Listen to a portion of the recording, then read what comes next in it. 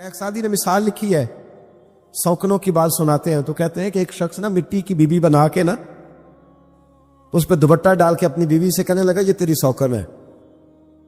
تو شام کو واپس گھر آیا تو اس نے مٹی کی عورت بھی ساری توڑ ڈالی تھی. یہ غصہ ہوتا ہے نا اپنے شریک پہ.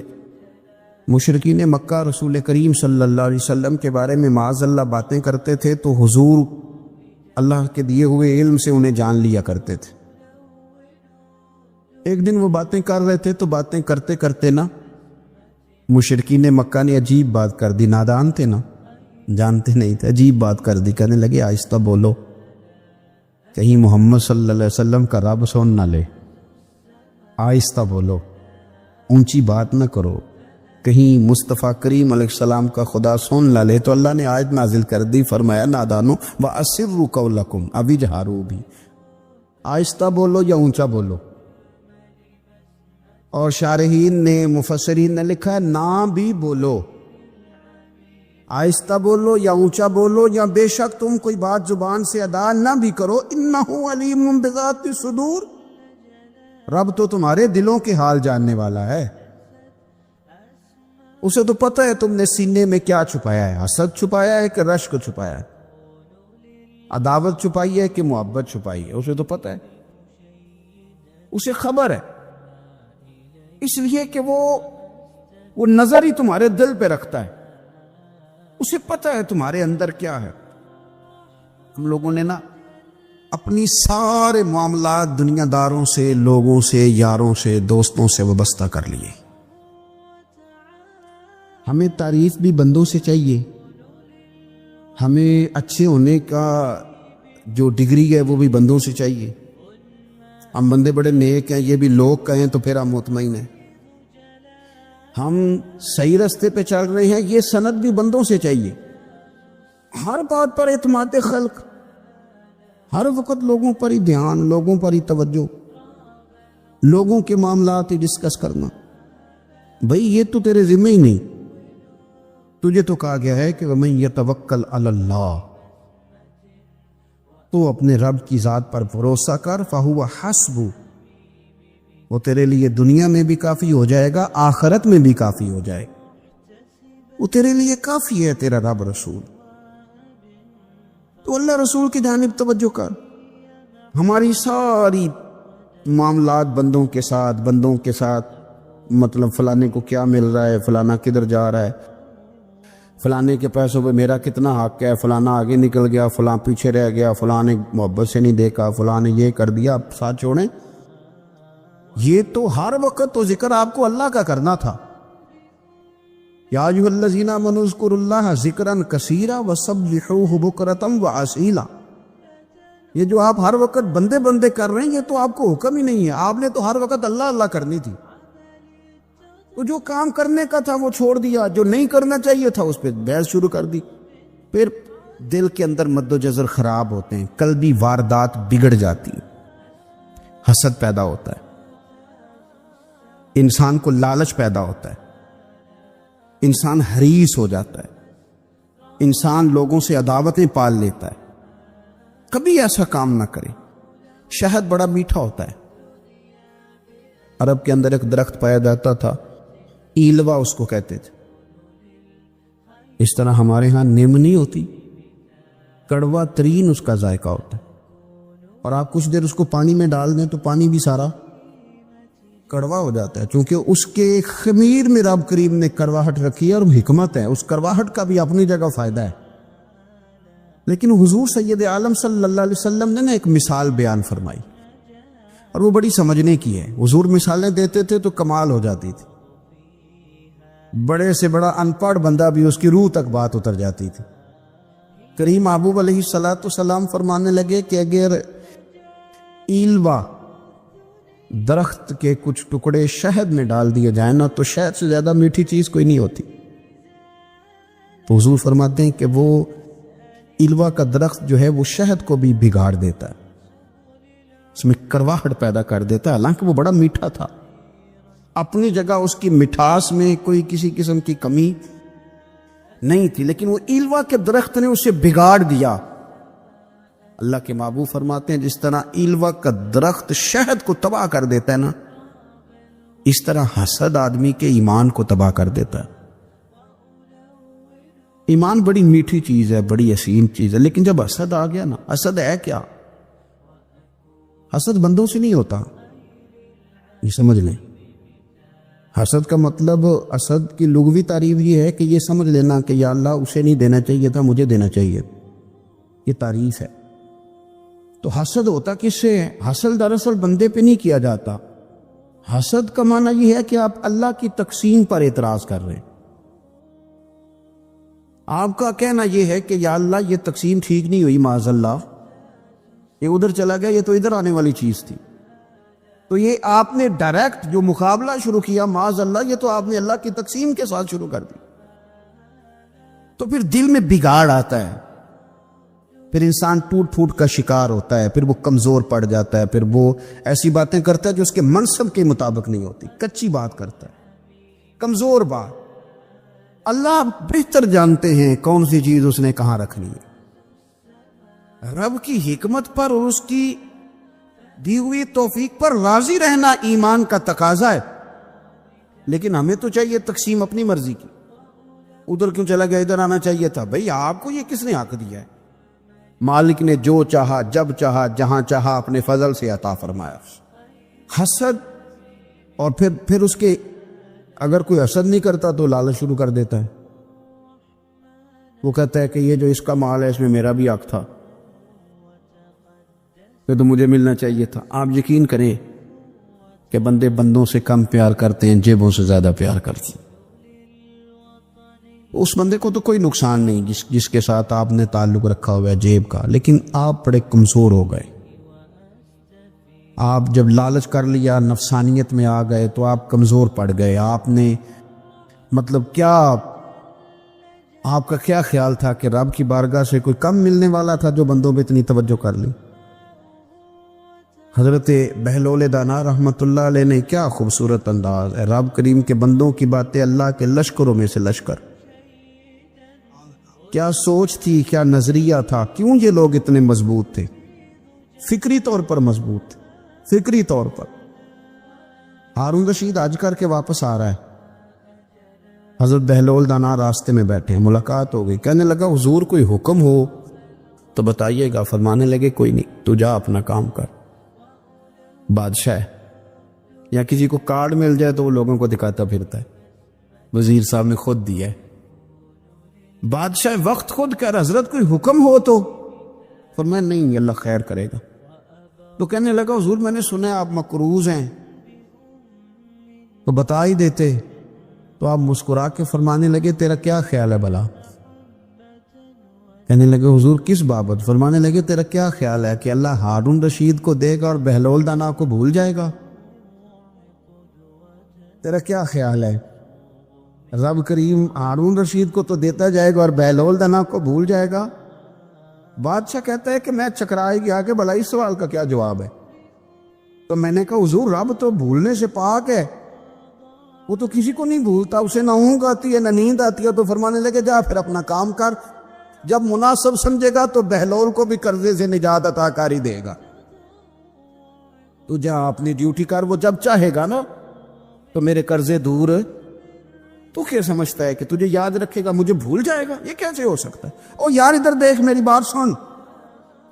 او بھائی، وہ تیرا میرا رب ہے، یہ ہو سکتا ہے کہ امیروں کو دے دے اور تیرے جیسے میرے جیسے غریبوں کو وہ بھول جائے؟ یہ ہو سکتا ہے؟ تو کیوں لوگوں کی جیبوں پہ توجہ، لوگوں کی جیبوں پہ نظریں، فلانے کے پاس آ گیا تو میں رہ گیا؟ مطلب کس لیے؟ ہمارا رب کسی کو بھولتا نہیں ہے، کسی شخص کو وہ میرا مالک اپنے فضل سے نظر انداز نہیں کرتا، وہ سب کو نوازتا ہے، لیکن اس کی حکمت کے تقاضوں کا انتظار کرنا مسلمان کی شان ہے۔ کبھی کسی حسد میں کبھی کرنا ہو تو رشک کریں، مزہ آئے گا۔ اور یہ رشک کرنے کا نا، رشک کا معنی کیا ہے؟ حسد کا معنی یا اللہ اسے نہیں دینا چاہیے تھا، مجھے دینا چاہیے تھا، اور رشک کا معنی یا اللہ تو نے دیا ہے، کیا بات ہے، اسے دیا تو کیا بات، اگر تو نے دیا تو مالک جچا بھی ہے، اگر تو نے دیا ہے تو نظر بھی آیا ہے۔ اگر تو نے دیا ہے تو پھر کیا بات ہے، کمال ہو گئی، وہ نظر آ رہا۔ اور یا اللہ اسے دیا ہے تو میں بھی تیرا بندہ ہوں، اسے بھی اور دے اور مجھے بھی عطا فرما۔ یہ رشک ہے، رشک کا نا حضور نے حکم دیا ہے، نبی پاک نے رشک کا۔ ہمارا یہ مسئلہ ہے کہ ہم نا جو کرنے والا کام ہے وہ نہیں کرتے، رشک کرے۔ بخاری مسلم میں حدیث ہے، نبی پاک صلی اللہ علیہ وسلم نے فرمایا 2 بندوں پر رشک کرو۔ کہو کیا بات، رشک کرو 2 بندوں۔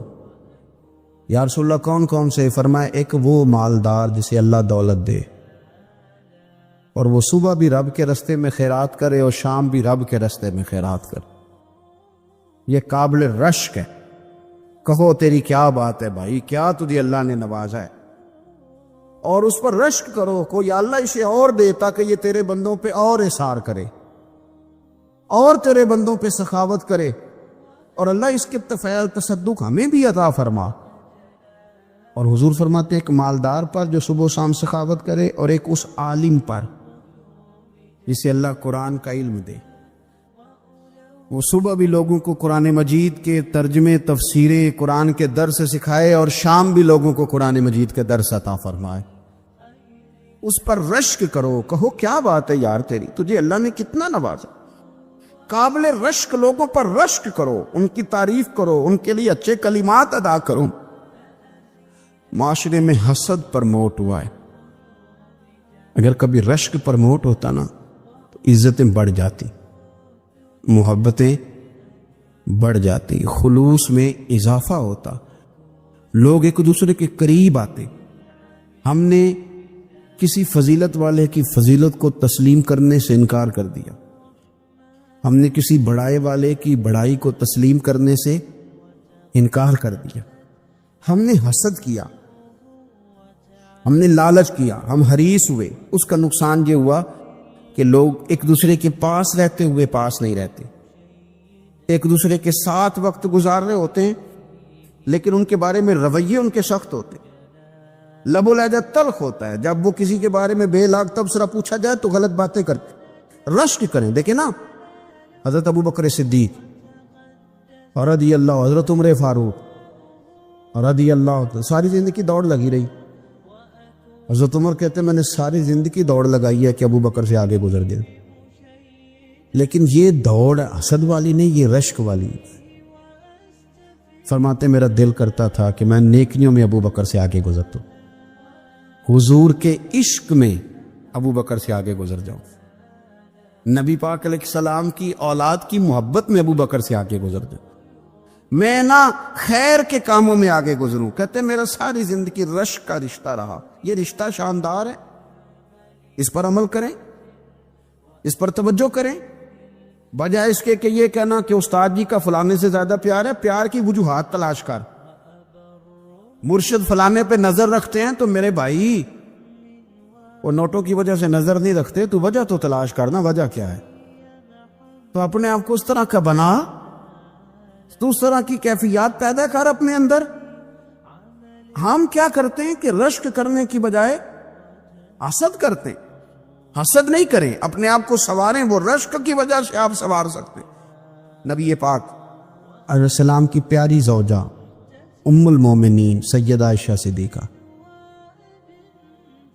بڑی شان ہے اس خاتون، بڑی عظمت ہے ان راہوں کے صدقے جن رستوں سے سیدہ پاک کی سواریاں گزرا کرتی۔ کیا درجہ اللہ نے دیا ہے سیدہ عائشہ صدیقہ کو، کہتی ہیں حضور کا وصال میری گود میں ہوا ہے، اور مولا علی شیر خدا فرماتے ہیں میں نے حضور کو سب سے زیادہ عائشہ صدیقہ سے پیار کرتے ہوئے دیکھا، اور عائشہ صدیقہ رضی اللہ تعالیٰ عنہ فرماتی ہیں میں نے حضور کو سب سے زیادہ فاطمہ الزہرا سے پیار کرتے تھے۔ یہ الگ ماحول ہے ان کا آپس میں۔ تو حضرت عائشہ صدیقہ اتنا بڑا مقام، لیکن وہ فرماتی ہیں میں نے ساری زندگی سیدہ خدیجہ الکبریٰ پہ رشک کیا۔ میں نے کہا کیا بات تھی اس خاتون کی جو وصال کر گئیں، لیکن شاید کو دن خالی جاتا ہو کہ مدینے والے ان کی وفاؤں کا ذکر نہ کریں، شاید کوئی خالی دن جاتا۔ کہتی ہے میں نے اتنا قابل رشک ماحول نہیں دیکھا، ایک دن حضور گھر میں گوشت لائے اور مجھ سے فرمایا عائشہ گوشت پکاؤ، تو میں اسے صاف کرنے لگی تو حضور فرمانے لگے شوربہ ذرا زیادہ کرنا۔ میں نے عرض کی حضور کیا کچھ مہمان آئیں گے گھر میں؟ تو فرمایا نہیں عائشہ، مدینہ منورہ میں نا مجھے پتہ چلا ہے خدیجۃ الکبریٰ کی کچھ سہیلیاں آئی ہیں، تو شوربہ بنا، میں انہیں پہنچاؤں گا، خدیجہ کی سہیلیوں کو شوربہ زیادہ پکا ذرا۔ حضرت عائشہ صدیقہ کہتی ہے میں نے بڑے نرم لب و لہجے میں بڑی بنا سوار کے مسجع مکفّع چن کے جملے بات کی۔ میں نے عرض کی حضور سنا ہے وہ آپ سے 15 سال عمر میں بڑی تھی، نکاح بھی پہلے ہو چکا تھا، اور بتاتے ہیں لوگ کہ بظاہر کوئی حسن و جمال بھی اس ماحول کا نہیں تھا۔ حضور اللہ نے آپ کو جوان اور خوبصورت بیویاں دی ہیں، پر میں جب بھی سنتی ہوں جناب خدیجہ کا ذکر ہی سنتی ہوں۔ میں نے رشک کے انداز میں کہا، کہتی میں بات کیا کہ خاموش ہو گئی۔ اب جب میں نے نظر اٹھا کے دیکھا تو حضور کی آنکھوں میں آنسو، نبی پاک صلی اللہ علیہ وسلم کا یہ انداز دیکھا تو میں نے کہا حضور میں رب رسول کی بارگاہ میں توبہ کرتے، اب تو رو دیے۔ تو حضور فرمانے لگے عائشہ یہاں جو بھی آیا ہے نا وہ سکھوں اور آسانیوں کے دنوں میں آیا ہے، اور خدیجہ میری ان دنوں کی ساتھی تھی جو میرے تکلیف کے دن تھے، میری آزمائشوں کی، میری پریشانیوں کی میری ساتھی تھی۔ جب لوگ مجھے تکلیف دیتے تھے میں گھر جاتا تھا تو مجھے کہتی تھی حضور آپ تو صلہ رحمی کرتے ہیں، غریبوں کا بوجھ اٹھاتے ہیں، آپ تو لوگوں کے ساتھ محبت سے پیش آتے ہیں، حضور آپ پریشان نہ ہو، آپ کا رب آپ کو ہمیشہ عزت ہی عطا فرمائے گا۔ فرمایا وہ میری تکلیفوں کی اسے کیسے؟ میرے بھائی رشک کیا لوگوں نے ایک دوسرے پر، حسد نہیں کیا۔ ہم تو نہ جی اپنی مرضی کے فیصلے کرتے کرتے پیچھے رہ گئے۔ اس سال میرے گاؤں کے میلے کی بھیڑ میں جو گم ہوا وہ ایک بھکارن کا لال تھا، اس غریب کو تلاش تھی متاع خلوص کی، اور مخلوق چپ رہی کہ یہ مشکل سوال تھا۔ یار کوئی شخص ایسا بچا ہی نہیں جس سے لوگ امید کریں، توقع کریں کہ مجھے یہ اپنا کندھا دے گا میں سر رکھ کے رو لوں گا۔ کوئی ایک ایسا شخص ملا ہی نہیں جس کے بارے میں لوگ کہیں کہ بڑا مخلص ہے یار۔ اتنی بڑی میرے محبوب کی امت، ہر حکومت غلط، ہر شخص غلط، ہر بندہ برا، ہر جماعت بری، اللہ کی رضا کے لیے کچھ لوگوں کے لیے فروغ محبت کا بھی فریضہ سر انجام دے۔ کیسے لوگوں کو یہ بات سمجھائی جائے؟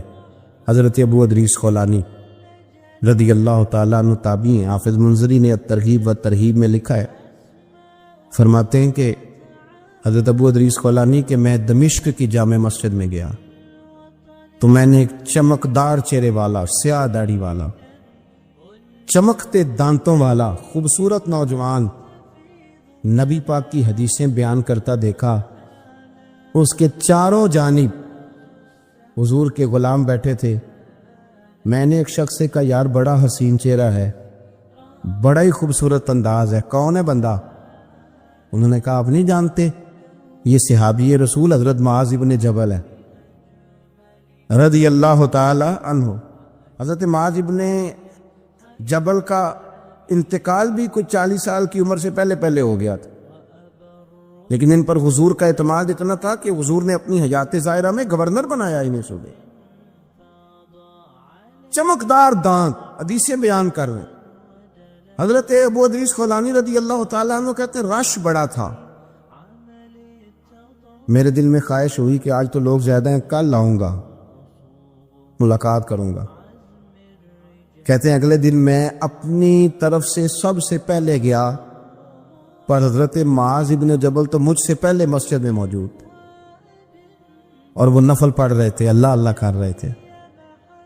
تو میں نے ان کے ساتھ سلام لی، فرمانے لگے کیسے آئے ہو؟ تو میں نے کہا حضور کل آپ کو دیکھا ہے، آپ کی باتیں سنی ہیں، تو گویا آپ کا تو چہرہ ساری رات میری آنکھوں کے سامنے رہا، تو میں تو سویرے زیارت کی غرض سے حاضر ہوا ہوں۔ اللہ کی رضا کے لیے مجھے آپ اچھے لگیں، اللہ کی رضا کے لیے۔ کوئی بندہ ایسا بھی تو ہو نا، کوئی غریب، کوئی مسکین، کوئی عالم، کوئی صوفی، کوئی درویش، کوئی ذاتی تعلق نہ ہو، تعلق کیا ہو؟ اللہ کے لیے۔ آپ مجھے اچھے لگیں حضرت سیدنا معاذ ابن جبل فرمانے لگے واقعہ ہی ایسا ہی ہے؟ عرض کی حضور بالکل ایسا ہی ہے. تو فرماتے میں نے چادر لی ہوئی تھی، حضرت معاذ ابن جبل نے میری چادر کو پکڑ کے کھینچا، فرمایا پکی بات کر یار. میں نے کہا حضور پکی کر رہا ہوں. تو فرمانے لگے سن. پھر میں نے نبی کریم سے سنا ہے، رسول کریم علیہ السلام نے فرمایا جو دو بندے رب کی رضا کے لیے پیار کرتے آپس میں، اللہ ان دونوں سے محبت فرماتا ہے. سن پھر اس کو یاد رکھنا، اللہ ان دونوں سے محبت کرتا ہے. حضرت ابو ادریس خولانی سے کوئی پوچھتا تھا نا کہ دنیا میں جانا ہے تو سرمایہ کیا ہے، تو فرماتے تھے یہ جو میں نے چادر لی ہوئی ہے نا، اس چادر کے اندر میرا وجود ہے، اور وجود کے اندر میرا دل ہے، اور دل کے اندر میں نے حضرت معاذ ابن جبل کو رکھا ہوا ہے. میں نے وہاں ان کا ٹھکانہ بنایا ہوا ہے، وہاں ان کا ٹھکانہ ہے. یہ دور نکتہ چی ہے، کہیں چھپ کے بیٹھ جا، اور جس دل میں تو مکی ہے وہیں چھپ کے بیٹھ جا. اقبال کہتے ہیں جس دل میں تو مکی ہے وہیں چھپ کے بیٹھ جا. دوستو، رسول اللہ صلی اللہ علیہ وسلم کے غلاموں نے مالک کی رضا کے لیے لوگوں سے پیار، فروغ محبت میں کردار ادا کی. اور بہترین کردار، آپ اپنی زندگی میں کچھ چیزیں ایسی بنائیں جن میں فقط اللہ کی رضا کے لیے محبت، خالق کی رضا کے لیے پیار، خالق کی رضا. آپ یقین کریں اگر تھوڑا تھوڑا کر کے ہم اس محبت کو فروغ دیں نا اپنے دلوں میں، تو بہت سارے بادل چھٹیں گے. ہم نے نا وہ تیزی سے دولت کو، لالچ کو، میں اکثر کہتا ہوں کہ میاں بیوی کا جو رشتہ ہوتا ہے نا، اس کو اللہ پاک نے نا قرآن پاک میں اپنی نشانیوں میں سے ایک نشانی قرار دیا ہے. ان دونوں کی وجہ سے گھر چلنا ہے، بچوں کی پرورش ہونی ہے، نظام زندگی. آپ گھر سکون کے لیے جاتے ہیں، اطمینان کے لیے. آپ اپنے گھر کے اندر جیسے بھی ہوں، آپ کہتے ہیں یہاں مجھے کوئی پریشانی، یہ میرا اپنا بیڈ ہے، اپنا بستر ہے. لیکن اگر اسی رشتے میں جب آپ بیج بوئیں تو سب سے پہلے دولت کا بوئیں. اگر لڑکے والے یہ لالچ کرتے ہیں نا لڑکی کیا لے کے آئے گی، تو لڑکی والوں کا بھی لالچ ہوتا ہے کہ لڑکا کماتا کیا ہے. ان کو بھی پتا ہوتا ہے کہ کتنے پیسے لاتا ہے، کیا کمائی ہے، کتنا کو جھاڑو پھیر لیتا ہے. آپ نے جب بنیاد یہ رکھی، مجھے دیانتداری سے بتانا کہ پورا نیک ہو، پورا شریف ہو، پورا پرہیزگار ہو، لیکن دولت صحیح نہ کماتا ہو تو رشتہ آسانی سے ہو جاتا ہے. وہ بس سارا کچھ ٹھیک ہے، چلو کمائی تھوڑی سی کم ہے، وہ مشکل سے گزارا ہوگا. وہ کہتے ہیں نہیں جی نہیں، بھوکے تو نہیں نہ مرنا. کیوں؟ ہم نے اس کے اندر جب دولت کو شامل کر لیا، آ گئی دولت، تب جس رشتے کی بنیادی دولت پہ ہوگی وہاں آپ وفا تلاش کریں گے، وہاں ہم خلوص تلاش کریں گے، وہاں ہم للہیت تلاش کریں گے. اللہ کرے ہو جائے. لیکن وہ ہمارے مائنڈ سیٹ میں یہ بات ہوتی ہے کہ یہ جو معاملہ ہے یہ گڑبڑ ہے. اگر رضا الہی مقصود ہو، اگر اللہ کی رضا مقصود ہو. حضرت فاطمہ بنت قیس ایک صحابیہ تھی، انہیں طلاق ہو گئی. ان کے لیے دو رشتے آئے. ایک حضرت عبد الرحمن ابن عوف کا مالدار ترین آدمی تھے، اور ایک حضور کے غلام تھے، وہ بڑے غریب تھے، مسکین تھے. ان کے والدین کی خواہش تھی کہ عبد الرحمن ابن عوف سے شادی ہو جائے، وہ بھی تو بڑے نیک ہیں، پارسا ہیں، عشرہ مبشرہ ہیں. حضرت فاطمہ بنت قیس نے کسی بندے کی ڈیوٹی لگائی، کہنے لگی پتہ کرو نبی پاک کی رضا کیا ہے، حضور کی رضا کدھر ہے. تو پتہ چلا حضور کی خواہش غریب کی طرف ہے. تو وہ خاتون اپنے ماں باپ کو کہنے لگی میرا نا اس غریب سے رشتہ کرا دو. انہوں نے کہا پتر، بیٹیوں کے بارے میں ماں باپ بڑے احساس ہوتے ہیں. ہم چاہتے ہیں کہ عبد الرحمن ابن عوف مالدار ہے تو وہ بھی تو نیک ہے نا، حضور نے دنیا میں جنت کی بشارت دی، اور ان کا بڑا اعزاز ہے، حضور نے ان کے پیچھے نماز پڑھی، بڑا مرتبہ، بڑا مقام والا صحابی ہے. وہ تو غریب آدمی ہے، اور پھر حضور نے حکم تو نہیں نہ دیا، خواہش کا اظہار کیا ہے. اس بی بی کے جملے بڑے شاندار ہیں. کہنے لگی آپ مجھے اللہ کی رضا کے لیے نا میرے نبی کے حوالے کر دیں، مجھے امید ہے اللہ رسول مجھے کبھی ضائع نہیں فرمائیں گے. مجھے حوالے کرے رسول کائنات. چھوڑیں کو ضروری ہے دنیا داری ہر طرف دیکھنا. کہیں کوئی کام ایسا بھی تو ہونا جو محبت کے زور پہ ہو, جو محبت کے لیے ہو. کوئی ہمارے پاس بڑے سارے لوگ آتے ہیں اور ہم اس قابل بھی نہیں جتنے لوگ آ جاتے ہیں. میں صحیح کہہ رہا ہوں, بالکل کوئی حیثیت نہیں 1% بھی. جب پلٹ کے دیکھتے ہیں تو شرم آتی ہے کہ یار اتنی دور سے بندہ چل کے آ گیا, اس کو کیسے سمجھائیں, کس طرح کر کے. تو ایک آدھ دن پہلے ایک بزرگ آ گئے اور وہ اچھے صاف ستھرا ان کا مزاج تھا, بڑے شاندار. تو میں زیارت کے لیے ہوں, تو میں نے کہا زیارت شیارت والا تو کھاتا کوئی نہیں, چلو آپ آ گئے ہیں تو کوئی حکم کریں. تو کہنے لگے کوئی حکم نہیں, میں اللہ کی رضا کے لیے آیا ہوں. یہ کوئی تقریر نہیں تھی, کوئی خطبہ نہیں تھا, نہ ان کے سامنے سپیکر تھا, نہ وہ شور کر رہے تھے, نہ وہ نعرے لگوا رہے تھے, نہ وہ ہاتھوں پہ ہاتھ مار رہے تھے. اور اس بندے نے کہا اللہ کی رضا کے لیے آؤں, تو وہ بھی رو پڑے تو میں بھی رو پڑا. ختم ہو گئی بات. اب بات کو سمجھیں, یہ اتنا تگڑا رشتہ ہے نا یار. کسی رشتے کے بیچ برادری ہوتی ہے, کسی رشتے کے بیچ خاندان ہوتا ہے, کسی رشتے کے بیچ قبیلہ ہوتا ہے, کسی رشتے کے بیچ رنگ نسل ہوتی. وہ کتنا تگڑا رشتہ ہے کہ دو بندوں کا رشتہ ہو, ایک بیچ میں خدا ہو, دوسرے محمد مصطفیٰ ہو. آپ کتنا اسے مضبوط رشتہ سمجھیں گے جس کے بیچ اللہ رسول ہو. اتنا تگڑا رشتہ, اتنا مضبوط تعلق, اتنی وسعت اس کے اندر. اللہ کی رضا کے لیے حضرت موسیٰ کلیم اللہ علی نبینا علیہ الصلوۃ والسلام سے رب کریم نے فرمایا, کہا اے موسیٰ میری رضا کے لیے بھی کوئی کام کیا ہے؟ حضرت موسیٰ علیہ السلام نے عرض کی یا اللہ میں نے تبلیغ کی. تو فرمایا وہ تو آپ کی ذمہ داری تھی. امام غزالی نے روایت لکھی ہے, اے اللہ میں نے آپ کے تمام احکامات پہ عمل کیا, موسیٰ وہ تو آپ نے کمال کیا, اللہ کے پیغمبر ہیں. تو میری رضا کے لیے, تو یا اللہ تیری رضا کے لیے کیا ہے؟ تو رب کریم نے فرمایا کسی بندے سے صرف اس لیے پیار کیا ہے کہ وہ اللہ کا بندہ ہے,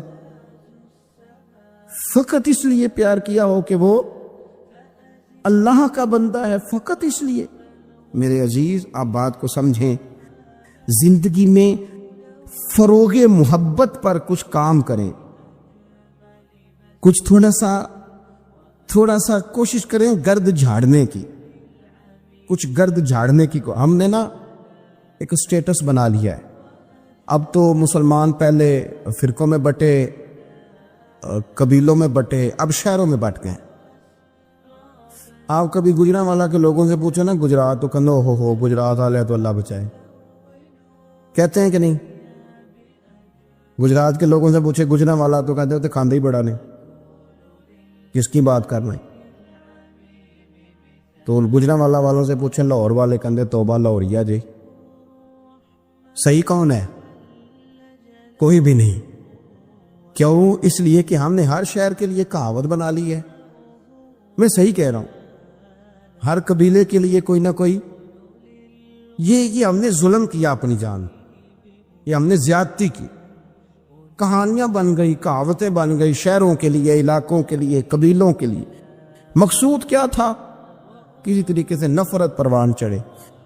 کھانا ہے نا, کھانا تو آپ جو کھانا کھاتے ہیں وہ اپنے ذائقے کے مطابق کھاتے ہیں. سندھ کے لوگ جو کھانا کھاتے ہیں وہ اپنے, آپ کا کوئی حق نہیں آپ ان کے کھانے پر تنقید کریں, اس لیے کہ ان کا ذائقہ وہ ہے, اور ان کا بھی کوئی حق نہیں وہ آپ کے کھانے پر تنقید کریں اس لیے کہ آپ کا ذائقہ. لیکن طنز کرتے ہیں. جو بات سمجھانا چاہتا ہوں وہ یہ ہے کہ ہم طنز کرتے ہیں, تنقید کرتے ہیں. تضحیک آمیز لہجہ ہمارا ہوتا ہے, اس لہجے کے اندر کمزوری ہوتی ہے, اس کے اندر اس طرح کی بناوٹ ہوتی ہے کہ محسوس ہوتا ہے کہ ہم سامنے والے کو بڑا نفرت کی نظر سے دیکھتے ہیں. یہ رویہ کبھی اختیار نہ کریں.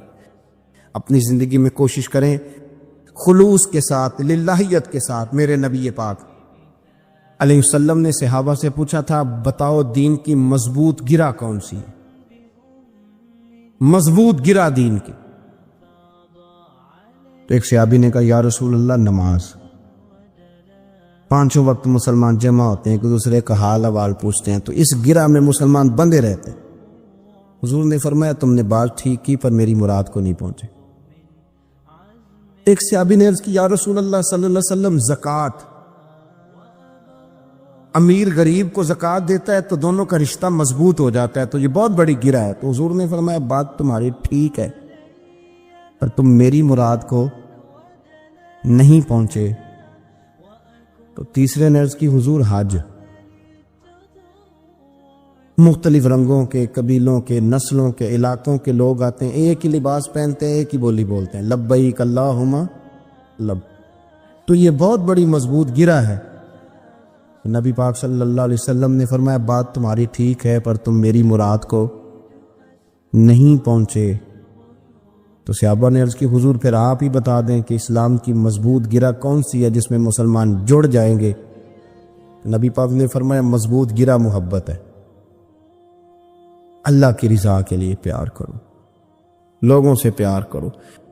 کوئی بندہ پھر تمہیں تلخ بھی ملے گا نا، تو تم چونکہ اس کے لیے نہیں کر رہے، اللہ کے لیے کر رہے، تو پھر تمہارے لیے سہنا بھی آسان ہو جائے گا، دیکھنا اور پرکھنا بھی آسان ہو جائے گا۔ رضائے الہی کی خاطر لوگوں کا پیار بخاری مسلم میں ہے۔ نبی پاک علیہ السلام نے فرمایا ایک شخص اپنی بستی سے چلا لمبے سفر پہ،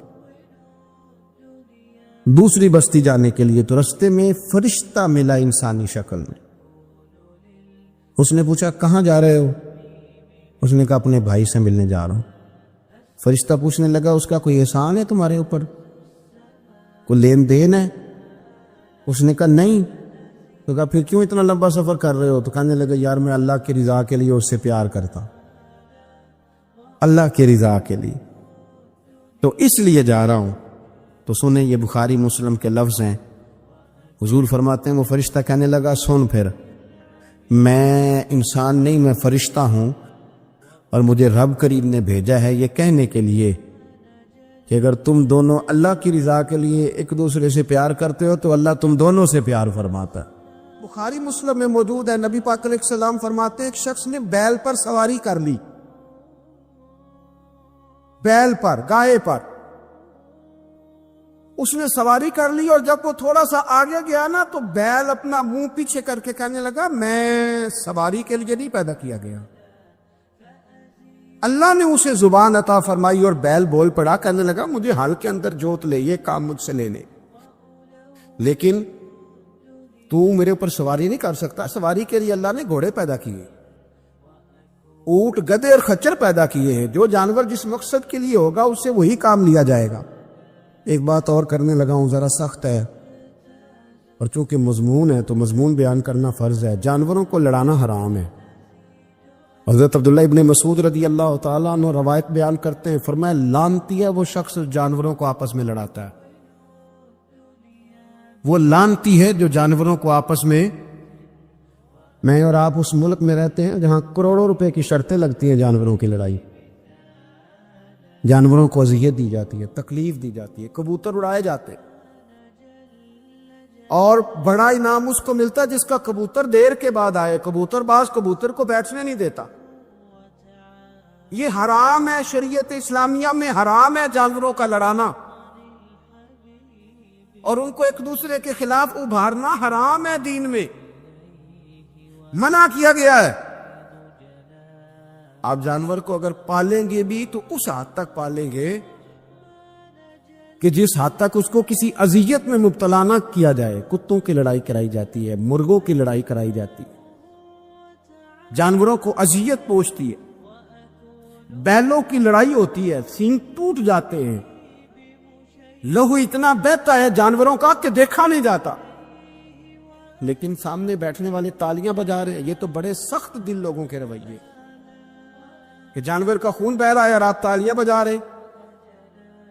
مرغے بیچارے کی چونچ لہو لہان ہو گئی ہے، سامنے والے نے اتنا مارا ہے اور یہاں تالیاں بج رہی ہیں کہ میرا جیت گیا ہے، بجائے اس کے کہ اس کو پٹی کی جاتی، اس کو دیکھا جاتا۔ یہ تو سنگ دل لوگوں کا کام ہے۔ ہم تو رحمت للعالمین نبی کے غلام ہیں صلی اللہ علیہ وسلم، ہمارے دین نے تو ہمیں یہ مزاج ہی نہیں دیا۔ گناہ کرنا بھی گناہ ہے اور گناہ کا اظہار بھی گناہ ہے۔ نبی اکرم صلی اللہ تعالی علیہ وآلہ وسلم نے ارشاد فرمایا میری ساری امت کو معافی مل جائے گی سوائے ان لوگوں کے جو اعلانیہ گناہ کرتے، یہ بخاری مسلم دونوں میں حدیث موجود ہے. جو اعلانیہ گناہ، جنہوں نے خود ساری دنیا کو گواہ بنا لیا، میں نے یہ بھی جرم کیا، یہ بھی کیا، یہ بھی کیا، یہ بھی کیا. خود انہوں نے لوگوں کے، بہت بڑے غافل آدمی کی علامت ہے کہ گناہ کرے اور پھر اوپر سے اعلانیہ گناہ کرے، اتنا بڑا جرم کرے. جب بندہ بہت زیادہ غافل ہو جاتا ہے پھر اعلانیہ گناہ کرنے لگتا ہے. ایک گناہ، پھر اس کا اظہار گناہ. ایک بندہ، حدیث پاک میں آتا ہے، ایک بندہ رات کو کوئی غلطی کرتا ہے، اللہ تعالیٰ اس پہ پردہ ڈال دیتا ہے، لیکن وہ سویرے خود لوگوں کو بتاتا پھرتا ہے میں نے یہ کیا، میں نے یہ کیا. جب آپ اظہار گناہ کرتے ہیں نا تو سامنے والا بھی دلیر ہوتا ہے، کہتا ہے اس نے کیا، میں کر لوں گا تو پھر کیا ہوا. ہمارے علماء نے لکھا ہے کسی کی نماز قضا ہو جائے تو کسی کو بتائے نہ، قضا پڑھ ڈالے، اس کا جگہ جگہ ذکر نہ کرے. جب آپ کہیں گے نا میری قضا ہو گئی تو آپ کے ساتھ رہنے والا بچہ دوست سمجھے گا یار اس کی قضا ہو گئی، یا تو میری بھی ہو جائے گی تو کیا ہوگا. آج کل لوگ کہتے نہیں میں کو اکیلا کر رہا ہوں، ساری دنیا ہی کرتی ہے. وہ جناب کیا ہو گیا، اگر یہ غلطی ہو گئی تو بندے سے ہو ہی جاتا ہے.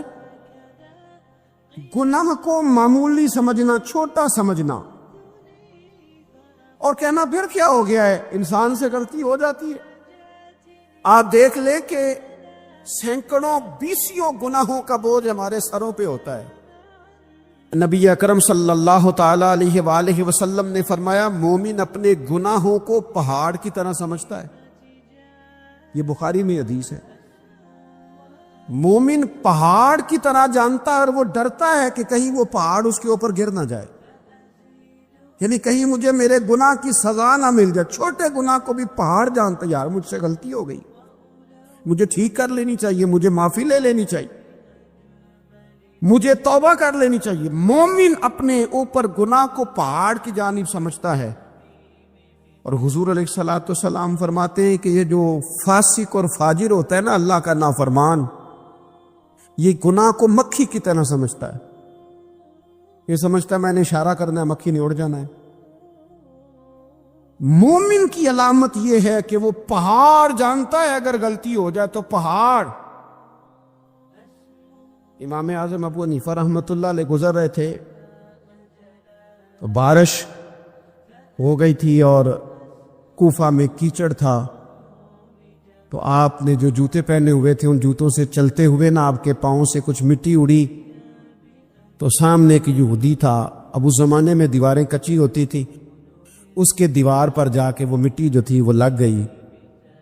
اب امام صاحب بڑے پریشان ہوئے کہ میں نے اس کی دیوار کو آلودہ کر دیا. یہاں تو لوگ اپنی اینٹیں رکھتے رکھتے کئیوں کی دیواریں توڑ ہی دیتے ہیں، اور پھر وہ اس پر ماننے کو بھی تیار نہیں ہوتے، تسلیم کرنے کو بھی تیار نہیں ہوتے. وہ کہتے ہیں پھر کیا ہو گیا، اب ہمارا یہاں گھر ہے تو ہم نے ٹرالی منگوانی نہیں تھی، ہمارا حق بنتا تھا. امام صاحب کے پیروں سے ذرا کیچڑ اڑا، یہودی کی دیوار پہ لگا، اس کی کچی دیوار تھی. امام صاحب پریشان ہو گئے، سوچنے لگے کہ اگر میں دیوار سے یہ کیچڑ اتارتا نہیں تو یہ بھی زیادتی ہے، میں نے اس کی دیوار کو گدلا کر دیا، اور اگر میں اتارتا ہوں تو کچھ مٹی اس کی دیوار کی بھی اتر جائے گی، کچی دیوار ہے، یہ بھی زیادتی ہے. مومن گناہ کو پہاڑ کی طرح سمجھتا ہے کہ کہیں گر نہ جائے، اس کی بھی کہیں سزا نہ مل جائے. امام صاحب نے اس کے دروازے پہ دستک دی، وہ باہر آیا تو اتفاق سے وہ آپ کا مقروض بھی تھا، اس نے پیسے دینے تھے. باہر نکلتے ہی کہنے لگا اوہ آپ تو قرض لینے آ گئے، میرے پاس تو ابھی گنجائش نہیں ادا کرنے کی. تو امام صاحب کہنے لگے تو قرض چھوڑ، وہ میں نے معاف کیا، میرے سے ایک غلطی ہو گئی ہے. میں آ رہا تھا، لکڑی کے جوتے اس زمانے میں کھڑاؤں لوگوں نے پہنے ہوتے تھے، کہا وہ میرے پیروں سے ذرا کیچڑ اڑا ہے، تیری دیوار پہ لگ گیا ہے. اب میں بڑی دیر سے کھڑا سوچ رہا ہوں کہ اگر میں تیری دیوار صاف نہ کروں تو میں نے یہ میلی کر دی، گدلی کر دی، یہ بھی بات درست نہیں ہے، زیادتی. اور اگر میں اسے صاف کرتا ہوں کچی دیوار سے کچھ مٹی اتر جائے گی تو یہ بھی زیادتی ہے. اب تو بتا میں کیا کروں. تو بے موسمہ پھل تھا نا یہ. تو بے موسمہ پھل دیکھ کے بندہ حیران ہو جاتا ہے. جو باتیں روٹین میں نہ ہو رہی ہوں وہ ذرا انوکھی لگتی ہے, بندہ حیران ہو گیا. غور سے امام صاحب کا چہرہ دیکھنے لگا, غور سے چہرہ دیکھنے لگا. ابھی تھوڑی دیر سوچنے کے بعد کہنے لگا, حضور پہلے میں نے دین اسلام کے بارے میں پڑھا اور سنا تھا, آج میں نے دین دیکھا ہے. پہلے میں نے سنا تھا کہ دین اسلام اس طرح کا ہے, آج میں نے دین. ہم نہ پوری دنیا کے کافروں کو دین سنانا چاہتے ہیں, دکھانا نہیں چاہتے. ہم نیک نظر آنا چاہتے ہیں, نیک بننا نہیں چاہتے. ہم نیک نظر آنا چاہتے. نتیجہ کیا نکلتا ہے کہ کچھ عرصے کے بعد پتہ چل جاتا ہے بندہ کس لیول کا نیک ہے, کیا معیار ہے اس کی نیکیوں کا.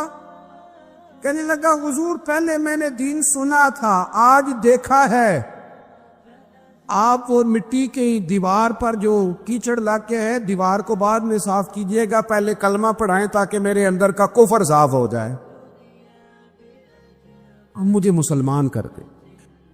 کچھ کام کریں اور جلدی سے کریں. حضرت جابر ابن عبداللہ انصاری رضی اللہ تعالیٰ عنہ بیان کرتے ہیں, یہ بھی بخاری میں موجود ہے. کہتے ہیں ایک صحابی نا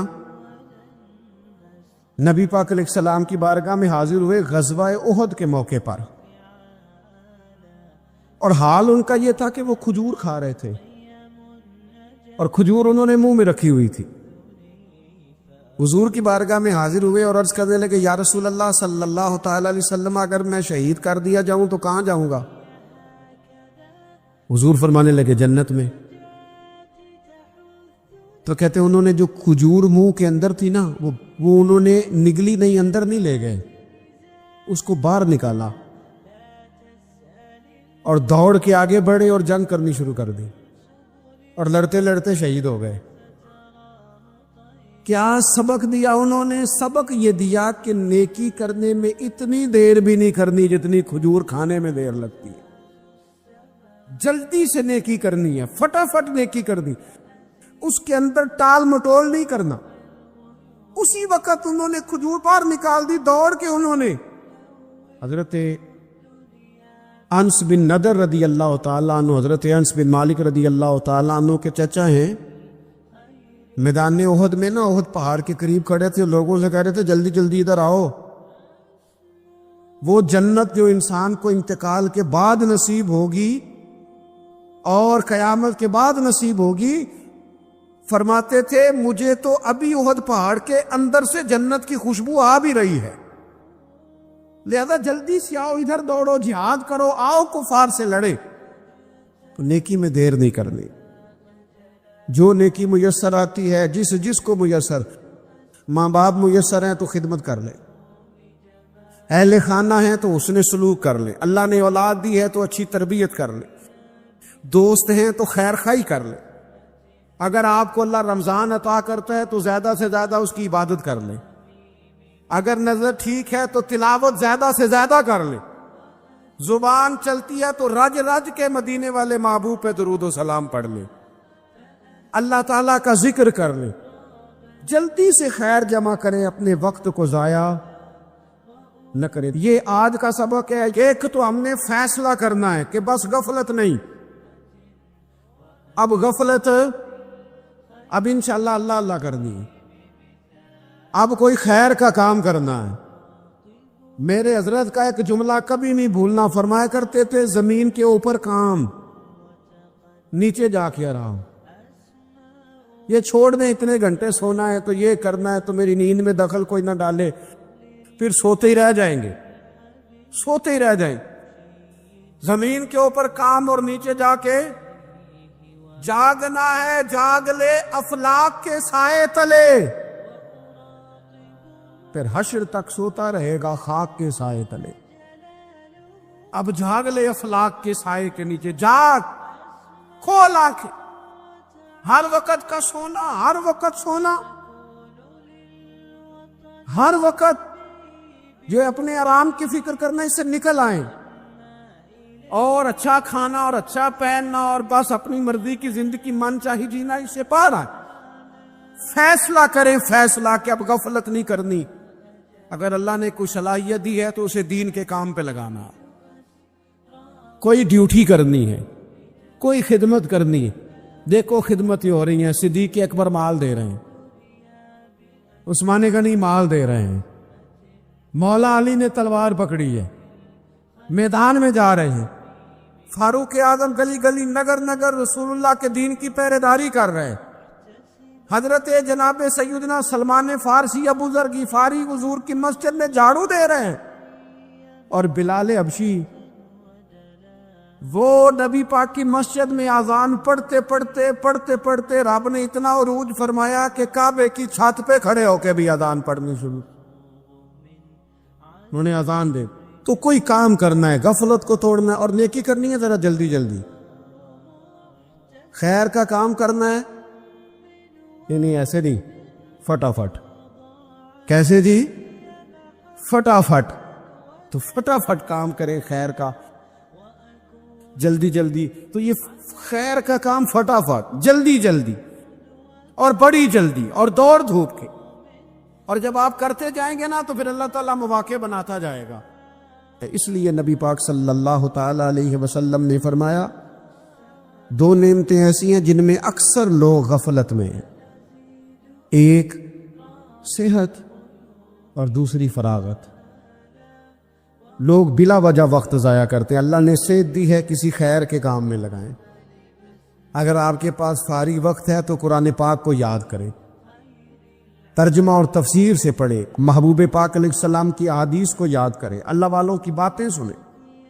وقت ملے تو عبادات میں لگائیں، نوافل میں لگائیں، تلاوت میں لگائیں، ذکر اذکار میں لگائیں. اور پھر اللہ مزید توفیق عطا کرے تو کسی کے بھلے میں وقت لگائیں. گلی سے کوئی کانٹا اٹھائیں، کوئی روڑا اٹھائیں، کوئی کسی کی مدد کریں. لیکن یہ غافل انہیں کی علامت ہے کہ اپنے وقت کو ضائع کرنا. اور پھر اسی طرح غفلت کی 5ویں علامت یہ ہے کہ اگر بندے کو دنیا سے پورا پیار ہو جائے، یعنی شب قدر میں بھی آ کے کہتا ہے یا اللہ کبھی پیسے دے دینا، شب برات والے دن بھی کہتا ہے کہ مالک اگر کبھی کوئی ایسا سبب لگ جائے نا، یعنی بیت اللہ شریف کے سامنے کھڑے ہو کے بھی اگر اس نے مال ہی مانگنا ہے، وہاں بھی اس نے یہی سوال کرنا ہے. حب دنیا اتنی غالب آ جائے تو یہ غافل ہونے کی علامت. دنیا ضرورت ہے، مقصد نہیں ہے. دنیا کی حاجت ہے، مقصد نہیں ہے. یہ مقصود نہیں. اور جب لوگ فقط دنیا کے مال کو، دولت کو، نبی پاک علیہ السلام نے فرمایا وہ لعنتی ہے جو درہم اور دینار کا بندہ بن گیا ہے، پیسوں کا بندہ بن گیا ہے. مل جائے تو خوش ہوتا ہے، نہ ملے تو تکلیف میں آ جاتا ہے. یہ غافل بندے کی علامت. مومن تو وہ ہوتا ہے کہ دولت رزق حلال ضرور کماتا ہے تاکہ کسی کے آگے ہاتھ نہ پھیلانا پڑے، کوشش ضرور کرتا ہے، پر دنیا کو جیب میں جگہ دیتا ہے، دل میں نہیں دیتا. اس کی جگہ جہاں ہے اسے وہاں رکھتا ہے، اسے دل میں جگہ. دل تو ایک ہے، اس میں رب و رسول کو بسائیں گے یا کسی اور کو بسائیں گے؟ تو حب دنیا یہ غافل ہونے کی بہت بڑی علامت ہے. پھر اسی طرح جو بندہ رب کریم کو جانتا نہیں نا، وہ بھی غافل ہو جاتا ہے. ایک تو جو یہ نہیں نہ جانتا کہ رب کریم سزا دے گا، مجھے دیکھ رہا ہے، اسے نہ اونگ آتی ہے نہ نیند آتی ہے، جو اس کی معرفت نہیں رکھتا کہ میرا رب ہر وقت مجھے دیکھ رہا ہے، وہ بھی غافل ہو جاتا ہے. جسے پتہ ہونا کہ مجھے دیکھ رہا ہے وہ غافل نہیں ہوتا. اور جو یہ سمجھ لیتا ہے نا کہ شاید معاذ اللہ ثم اس یقین کو پکا نہیں کرتا، وہ غافل ہو جاتا ہے. اور ایک جو یہ نہیں نہ جانتا کہ رب مہربان کتنا ہے، وہ بھی غافل ہو جاتا ہے. مجھے بتائیے سب سے زیادہ تو بندہ اس کے دروازے پہ جاتا ہے نا جو سب سے زیادہ مہربانی کرنے والا ہو. اس دروازے سے بندہ اٹھتا ہی نہیں. تو جس کو یہ یقین ہو جائے نا سب سے زیادہ کرم فرمانے والی ذات اللہ رسول کی ہے، وہ کبھی رب رسول سے غافل نہیں ہوتا، وہ کبھی اللہ رسول کا دروازہ چھوڑ کے نہیں جاتا، وہ کبھی کسی اور جگہ جا کے پناہ تلاش نہیں کرتا۔ جسے پتہ چل جائے نا وہ کریم کتنا ہے، مہربان کتنا۔ ملا رومی رحمت اللہ علیہ فرماتے ہیں بہت بڑا مجرم تھا ایک بندہ، بہت بڑا گناہگار تھا، بت کو پوجتا تھا، تھک گیا ساری رات بت کے سامنے کھڑا تھا، معاذ اللہ یا صنم یا صنم یا صنم کہتے، تھک گیا، نیند آ گئی، اونگ آ گئی۔ جب پوری طرح نیند آ گئی اور دماغ پہ نیند قبضہ کرنے لگی تو اس کے منہ سے نکل گیا، صنم صنم کہہ رہا تھا نا، نکل گیا یا صمد، او بے نیاز مالک۔ رب کریم نے فرشتوں سے فرمایا دوڑ کے جاؤ، جو کہتا ہے اسے دے دو۔ فرشتے کہنے لگے مالک وہ تو بت کو پکار رہا تھا، اس نے تو غلطی سے نام لیا ہے۔ فرمایا مجھے نہیں پتا، لیکن دیکھو نا اس نے مجھے پکارا تو ہے نا، کتنی دیر سے جھوٹے کو پکار رہا تھا، اس کا معاملہ حل نہیں ہوا، اب اگر سچے کو پکارنے پہ بھی حل نہ ہوا تو فرق کیا رہ جائے گا؟ دے دو جو مانگتا ہے، دے دو۔ میرے دوست گر پتہ چل جائے وہ کریم کتنا ہے، وہ مہربان کتنا ہے۔ میرے رسول پاک علیہ الصلوۃ والسلام نے تو فرمایا تیری آنکھ سے اگر اس کے خوف سے اتنا آنسو بھی نکل گیا جتنا مچھر کا پر ہوتا ہے، تو جس طرح بھینس کے تھنوں سے نکلا ہوا دودھ واپس تھنوں میں نہیں نہ جاتا، جو اتنا بھی روئے نہ روئے اللہ کے خوف سے، وہ بندہ دوزخ میں نہیں جائے گا۔ تھوڑی دیر کے لیے ڈر جائے اپنے رب سے، آئے تو صحیح۔ عدم معرفت غفلت پیدا کرتی ہے، تو آ تو صحیح، وہ تو کریم ہی بڑا ہے، وہ تو مہربان ہی بڑا ہے۔ حضرت زنیرہ رضی اللہ تعالی عنہ حضور کی صحابیاں ہیں۔ ایام جو مکے کے تھے مسلمانوں پر بڑی آزمائش کے تھے، انہیں بڑا مارا کفار نے، اتنا مارا کہ ان کی بینائی چلی گئی، نظر آنا بند ہو گیا۔ کافروں کی عورتوں نے تانا دیا کہ تو نے ہمارے بت چھوڑے ہیں نا، تو دیکھنا تیری بینائی چلی گئی۔ تو جناب زنیرہ اللہ پہ بھروسہ، توکل، معرفت الہی کا جذبہ، اٹھ کے کھڑی ہو کہنے لگی چپ کرو، تمہارے جھوٹے بت کیا کر سکتے ہیں، میرا رب چاہے تو صبح جب میں اٹھوں تو میری آنکھیں روشن ہو، اگر کریم کرم کر دے۔ لوگ کہتے واقعی ایسا ہوا، جب وہ سویرے اٹھی تو اللہ نے ان کی روشنی واپس کر دی تھی۔ تجھے پتہ چل جانا وہ مہربان کتنا ہے۔ وہ ایک بزرگ تھے تو ان سے کسی نے کہہ دیا کہ اگر آپ کا حساب آپ کے ماں باپ کے ذمہ ہو جائے تو پھر کیسا، پوچھنے کے لیے قیامت میں اگر ماں باپ حساب لیں تو پھر کیسا؟ تو بڑے سیانے لوگ تھے جو دل والے تھے، کہنے لگے نہیں، رب کریم ہی ٹھیک ہے، اس لیے کہ وہ ماں باپ سے کہیں بڑھ کر پیار کرنے والا۔ اگر یہ معرفت مل جائے وہ کریم کتنا ہے، اور جب بندہ پوری طرح اس کی بارگاہ میں آ کے تڑپ جاتا ہے نا، مولا میں جاؤں کدھر، تیرا دروازہ چھوڑ کے جاؤں کدھر۔ اقبال کہتے ہیں وہ ایک سجدہ جسے تو گراں سمجھتا ہے، 1000 سجدوں سے دیتا ہے آدمی کو نجات۔ تجھے جگہ جگہ جھکنا نہیں پڑے گا اگر تو صحیح معنوں میں اپنے رب کی بارگاہ میں جھک جائے۔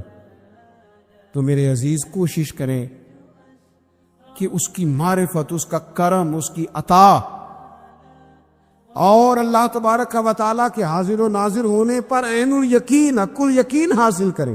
اور پھر 8ویں بات یہ ہے کہ غافل لوگوں کی صحبت بھی بندے کو غافل کر دیتی۔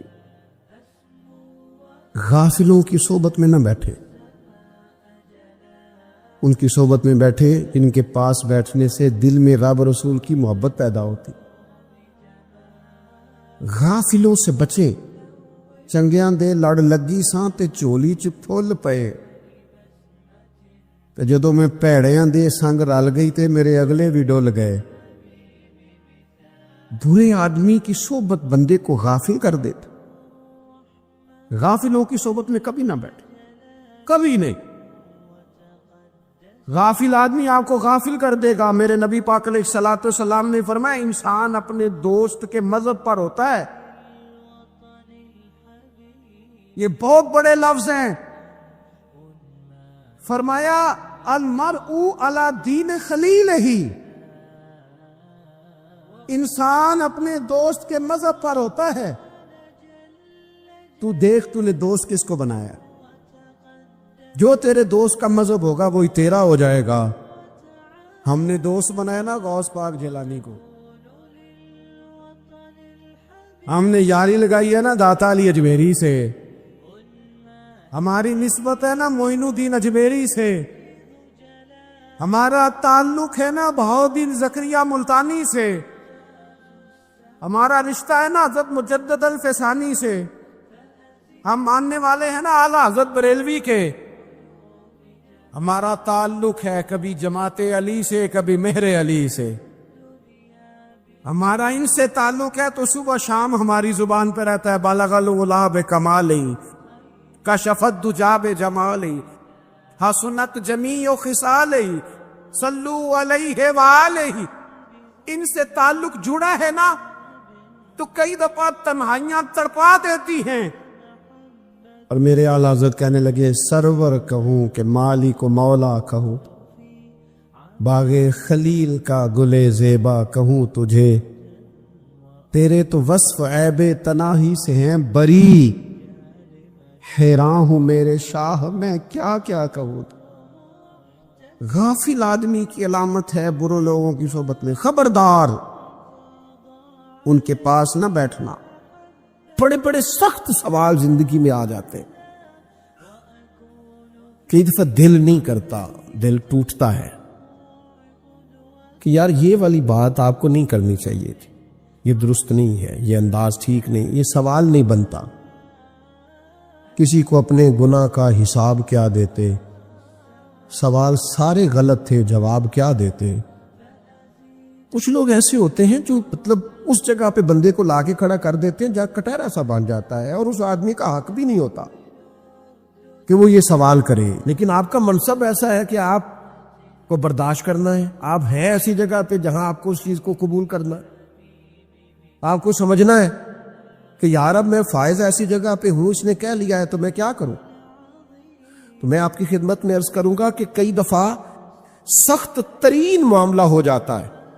فتح مکہ کے بعد نا غزوہ حنین ہوا تھا، بہت سارا مال غنیمت آیا، اور نبی پاک صلی اللہ تعالی علیہ وسلم بیٹھ کر مال غنیمت تقسیم کر رہے تھے۔ ذوال خویسرہ، پھر جس کی نسل سے خارجی پیدا ہوئے، ذرا غور کرنا میں کیا کہنے لگا ہوں۔ یہ آیا اور آتے ہی اس نے پتہ کیا کہا نبی پاک صلی اللہ علیہ وسلم سے، کہنے لگا اے محمد صلی اللہ علیہ وسلم، آپ مال تقسیم کر رہے ہیں، ذرا انصاف سے کیجئے گا۔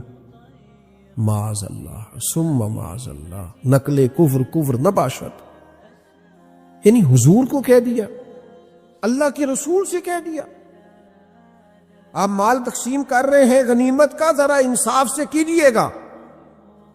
اللہ اکبر۔ کوئی نبی پاک علیہ السلام کو کوئی چیز مانے نہیں تھی، اسی وقت حضور فرماتے اس کی گردن اڑا دو، ٹکڑے کر دیتے صحابہ، اور تیار تھے جناب عمر جیسے لوگ کہ حضور مجھے اجازت دے میں اس کی گردن ماروں، لیکن اللہ کے رسول بڑا سارا حوصلہ اللہ نے اپنے حبیب کو عطا فرمایا۔ کائنات میں سب سے بڑھ کر حوصلہ رسول پاک کو اللہ نے عطا کیا۔ میں آپ کو بتاتا ہوں، لوگ کئی دفعہ ایسا سوال کر دیتے ہیں جس سے بڑی تکلیف ہوتی، یار آپ کو نہیں کرنا چاہیے تھا، آپ کا منصب نہیں تھا، آپ کا بنتا نہیں تھا، کیوں آپ نے یہ سوال کیا؟ کہنے لگا اللہ کے حبیب سے انصاف کیجئے گا، تو رسول پاک صلی اللہ تعالی علیہ وسلم فرمانے لگے تجھ پر مجھے افسوس ہے۔ یہ ذرا انداز دیکھیے جواب دینے کا۔ حضور فرمانے لگے تجھ پر مجھے افسوس ہے، اگر میں انصاف نہیں کروں گا تو پھر دنیا میں کون انصاف کرے گا؟ یہ تو منبع ہے انصاف کا، یہیں تو انصاف کے سوتے پھوٹتے، یہیں سے تو لوگوں کو انصاف کرنا آتا ہے۔ تو اگر میں ہی نہیں کروں گا تو پھر انصاف لیکن اگلی بات حضور نے جو کی لوگوں کو سمجھانے کے لیے، حضور سید عالم صلی اللہ تعالی علیہ وسلم فرمانے لگے اللہ تعالیٰ میرے بھائی حضرت موسیٰ علیہ السلام پہ رحم کرے، ان کو اس سے زیادہ ستایا گیا۔ یہ عذرائے تواضع حضور نے ارشاد فرمایا حضرت کلیم کو اس سے زیادہ لوگوں نے تکلیف دی۔ اعلیٰ حضرت بریلوی رحمۃ اللہ تعالیٰ نے لوگوں کی تربیت فرمائی، اور آپ فتاوی رضویہ میں اس مضمون کو بیان کرتے ترمذی شریف کی وہ حدیث نقل کرتے ہیں۔ آپ فرماتے ہیں مسلمانوں اس حدیث کو یاد کر لو، اگر تم اسے یاد کرو گے تو مضبوط ہو جاؤ گے۔ حدیث کیا ہے؟ نبی کریم صلی اللہ علیہ وسلم نے فرمایا اگر سارے انسان مل کے بھی تیرا برا کرنا چاہیں تو جب تک رب کی مشیت نہ ہو وہ تیرا برا کر نہیں سکتے۔ اور حضور صلی اللہ علیہ وسلم نے فرمایا اگر سارے انسان مل کے تیرا بھلا کرنا چاہیں تو جب تک رب کی رضا نہ ہو تیرا بھلا ہو نہیں سکتا۔ تو اعلیٰ حضرت فرماتے اس چیز کو ذہن میں بٹھاؤ، مسلمانوں اپنا رجوع اپنے رب رسول کی طرف مضبوط کرو۔ یہ کیا بات ہو گئی کہ میں اس سے بھی ڈر رہا ہوں، میں اس سے بھی ڈر رہا ہوں، وہ بھی میرے پیچھے لگ گیا۔ فاضل بریلوی رحمۃ اللہ علیہ ان چیزوں سے منع فرماتے تھے۔ وہ کہتے تھے یہ توہمات ہیں، اوہام پرستی ہے، ہمیں ان چیزوں سے ہمیشہ بچنا ہے، اپنی آنے والی نسلوں کو بچانا ہے۔ فرمایا کرتے تھے رب کی رضا پہ جو راضی رہتا ہے اللہ اسے سکون والی زندگی عطا فرماتا ہے۔ ہمارے ہاں لوگ پوچھتے ہیں طبیعت کیسی ہے، لیکن یو پی میں، سی پی میں، لکھنؤ میں پوچھا جاتا ہے کہ کیا شکایت ہے آپ کو؟ کہتے ہیں یہ سر درد کی شکایت ہے۔ یہ اردو کا ایک محاورہ ہے۔ جناب کیا شکایت ہے؟ کہتے ہیں جی مجھے کمر درد کی شکایت ہے۔ پھر پوچھنے والے پوچھتے ہیں کہ جناب اس شکایت کا کیا بنا؟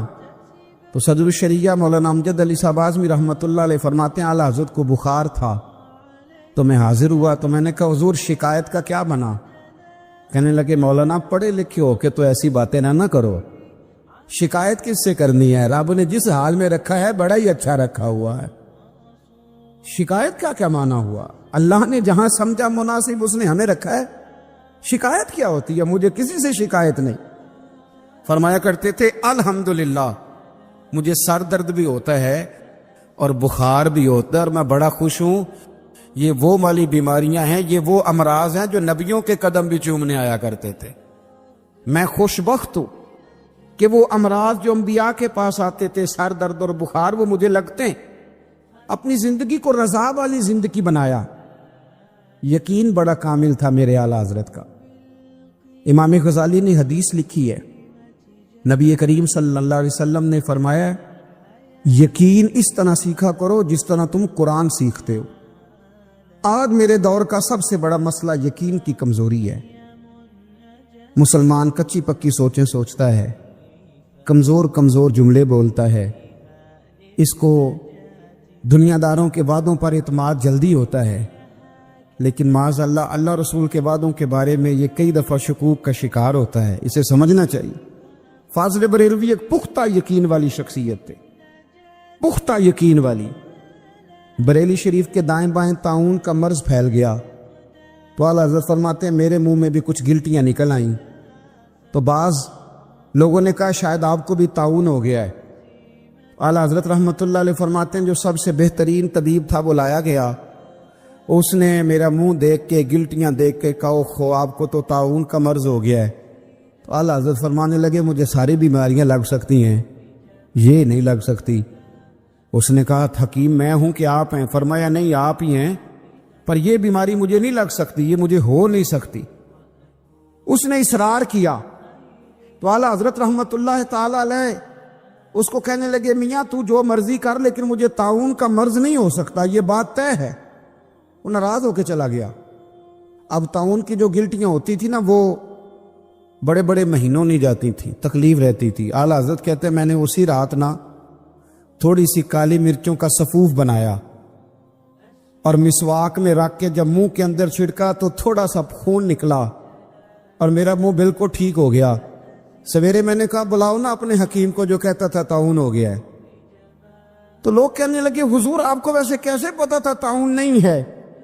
فرمانے لگے پتہ اس طرح تھا کہ اللہ کے رسول صلی اللہ علیہ وسلم نے ایک دعا ارشاد فرمائی ہے، فرمایا کسی مریض کو دیکھ کے پڑھ لو الحمدللہ الذی مما ابتلاک بہ وفضلنی علی کثیر ممن خلق تفضیلا۔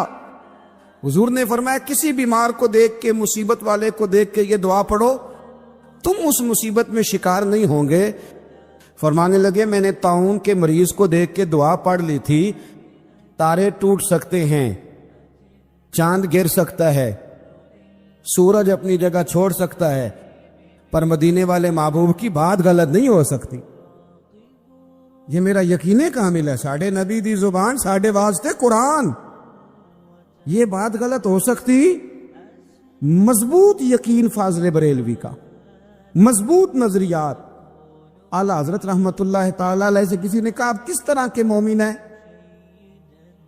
کس طرح کے مومن ہیں؟ تو اعلیٰ حضرت فرمانے لگے میرا دل چیرو، اس کو کھولو، ایک طرف لا الہ الا اللہ لکھا ہوگا، دوسری جانب محمد رسول اللہ لکھا ہوگا۔ میں جاواں مدینے دی راواں تو صدقے جڑے اوتھے لے نساواں تو صدقے میں جاواں مدینے دی راواں تو صدقے جو کھلیاں نے ہر دم گناہگاراں دے لئی، جو کھلیاں نے ہر دم گناہگاراں دے لئی، کرم والیاں نباواں تو صدقے جڑے اوتھے لے نساواں تو صدقے میں جاواں مدینے دی راواں تو صدقے جیڑا پیار دیندے نے طیبہ دے ساتھی، جیڑا پیار دیندے نے طیبہ دے ساتھی، او نا الفتاں او نا چاواں تو صدقے جڑے اوتھے لے نساواں تو صدقے میں جاواں مدینے دی راواں تو صدقے نگاواں جو روزے نو تک تک کے رویاں، نگاواں جو روزے نو تک تک کے رویاں، نگاہ میریوں نا نگاواں تو صدقے جڑے اوتھے لے نساواں تو صدقے میں جاواں مدینے دی راواں تو صدقے مدینے دی خاطر جڑے ہو کے مارے، مدینے دی خاطر جڑے ہو کے مارے، او نہ ہو کے او نہاواں تو صدقے جڑے اوتھے لے نساواں تو صدقے میں جاواں مدینے دی راواں تو صدقے پناہ دین والے تو وی صدقے نازشیں، پناہ دین والے تو وی صدقے نازشیں، تے جو ملیاں نا پناہ تو صدقے، جڑے اوتھے لے نہ ساواں تو صدقے، میں جاواں مدینے دی راواں تو صدقے، جڑے اوتھے لے نہ ساواں تو صدقے، میں جاواں مدینے دی راہ